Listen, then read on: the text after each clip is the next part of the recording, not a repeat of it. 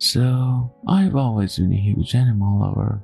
As a kid, my family kept a ton of different weird pets. Naturally, I've always intended to keep pets of my own when I moved out. Unfortunately, the college I attend requires that all incoming students stay in the dorms on the campus during our first year, and they have very strict anti-pet rules. It honestly felt weird not to have any animals around me for that whole year, considering that they've been a constant in my life for as long as I can remember. Instead of breaking any rules though, I've been volunteering at the animal shelter in town to compensate for the lack of critters in my own home.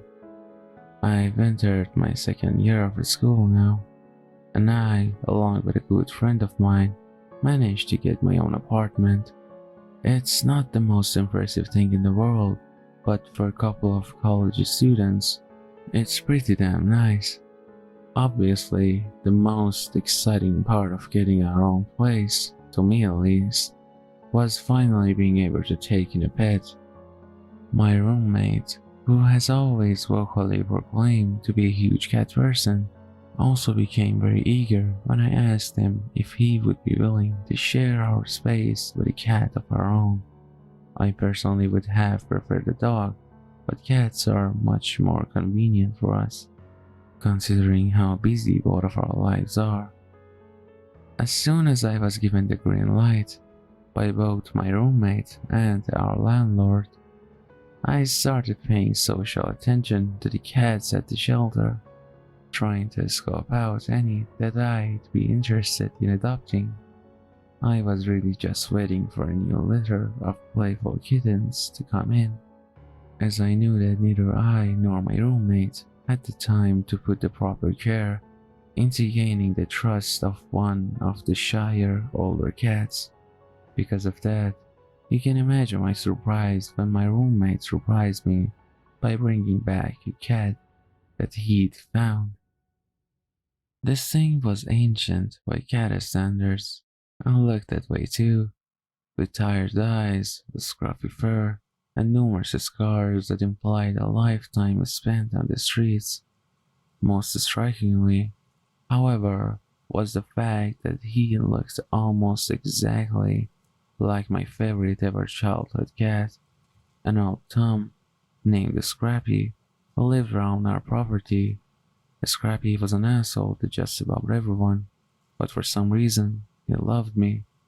He was my best friend for years during childhood, before he died after consuming rat poison. He had black fur and yellow eyes, with a large tear in his right ear. This new cat looked exactly the same, except on this cat, the tear was on the left ear. Maybe it was just a resemblance to my long-lost childhood pet, but something about this cat just clicked with me. My roommate and I were both ecstatic to have him.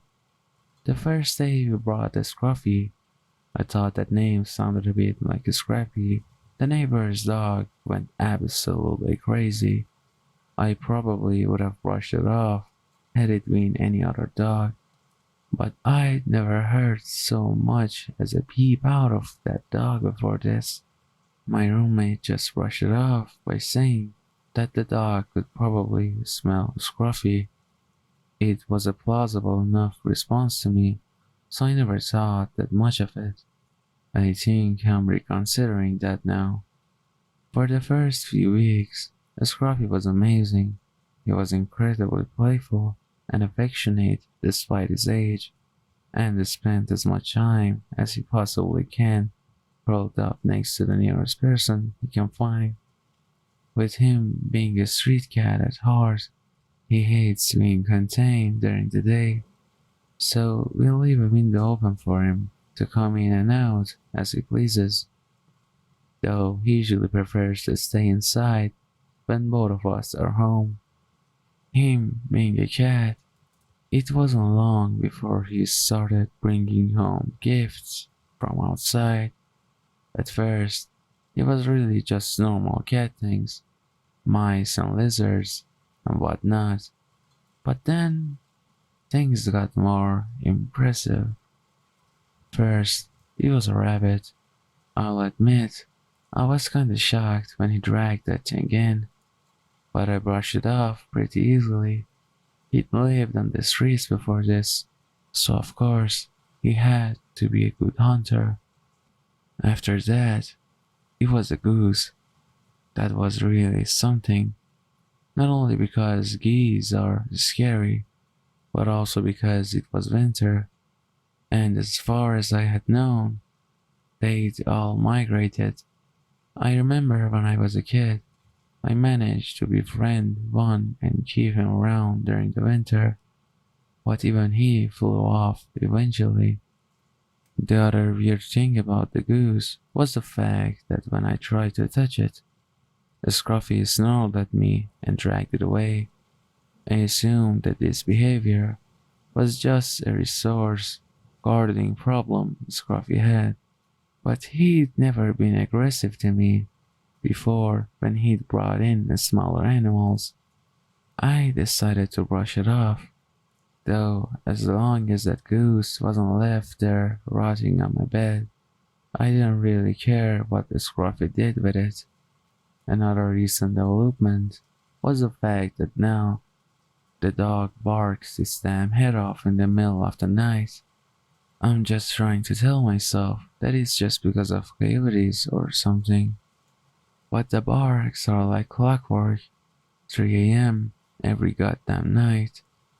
Scruffy has bought me new different weird things since the goose. He brought in a type of finch I've never seen in my area, a chameleon which would never survive the climate I live in, and disturbingly, a severed raccoon paw. The oddest thing about this is the fact that all these creatures were things that my family kept as pets, every single one of them. We kept finches, we had a chameleon for a while, and we rescued a baby raccoon and raised it once. I'll admit, it kind of creeped me out, but the most recent gift the Scruffies brought me is easily some of the scariest thing I've ever experienced. I woke up to a severed dog head on my bed. It was a small, but definitely a dog, and its collar was still wrapped around its bloody neck. This was the first gift that actually got a scream out of me.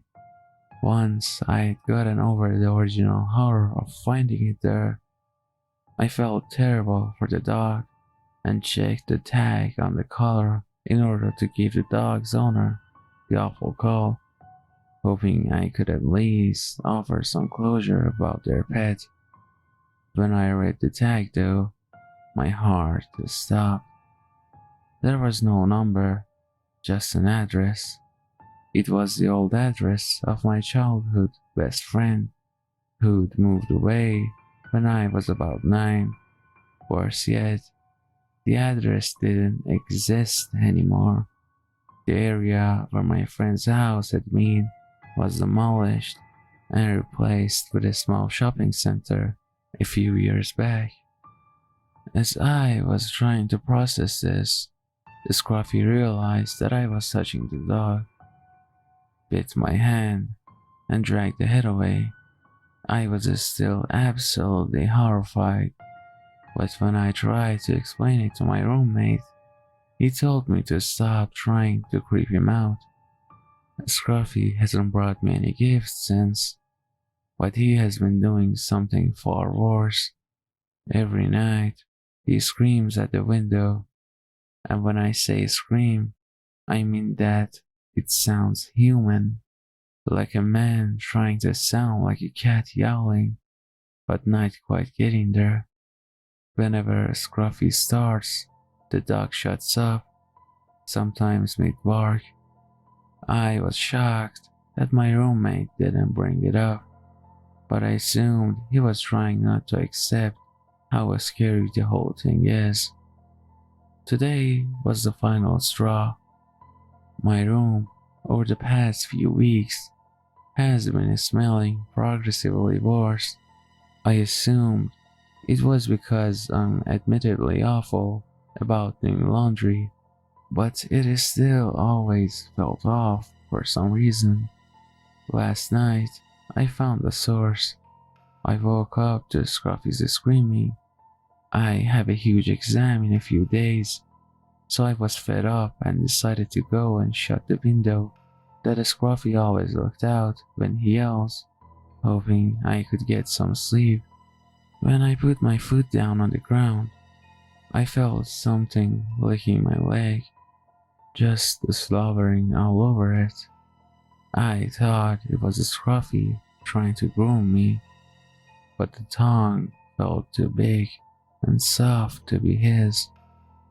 As my eyes adjusted to the darkness, I realized that Scruffy was still on the window sill, not under the bed. I turned on the light and almost puked. Every single animal Scruffy had guarded from me was stashed under my bed. The goose, the finch, the chameleon, the raccoon paw, and the dog head, which was seemingly staring at me. At this point, Scruffy had run off somewhere else in the house, and I screamed at the top of my lungs. My roommate ran in as soon as I did, panicked, then disgust at the pile of bodies under the bed. When he asked what had happened, I tried to explain it, how Scruffy had been bringing me gifts, how every night he curled up with me only to wake up and yell in the early morning. At that last part, my roommate looked confused. "What do you mean?" Suddenly, I was just as confused as he was. "What do you mean? What do you mean? What do you mean he sleeps with you every night?" "He does. He curls up with me every evening." "Then what the heck have I been sleeping with?"